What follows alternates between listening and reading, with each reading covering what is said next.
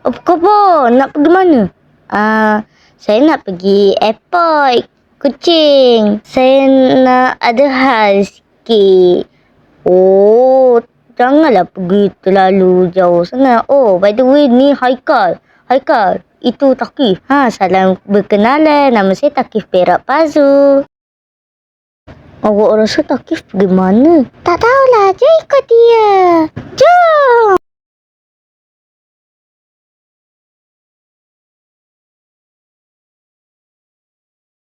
Sorry Asmin sebab datang lambat sikit. Sorry ya. Hehehe. Tak apa Thaqif. Kita kan kawan baik. Lagipun saya baru sampai. Tengok tempat ni cantik juga ya Sarawak. Saya tak pernah tengok.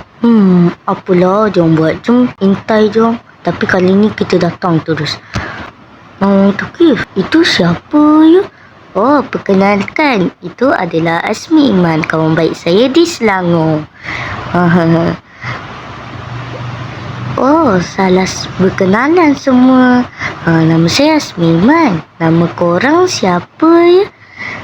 Nama saya Baby saja. Nama saya Faris. Oh, kalau saya Arsyad. Saya orang Kelantan. Itulah. Jadi seronoklah. Korang tinggal mana? Harap tinggal jiran-jiran je lah. Oh, kan saya tinggal kat Standard City. Standard City kat Sarawak ni. Ada je. Awak kena jalan jauh je. Tapi hari-hari saya pergi sekolah, saya naik van. Oh, kalau saya kat camp polis. Kalau saya pergi kat camp polis.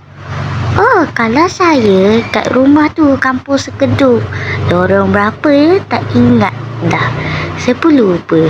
Oh, by the way, awak tak ada baju versi Muslim ke? Kami pakai baju versi Muslim. Oh, tak ada. Tapi nanti mungkin ada.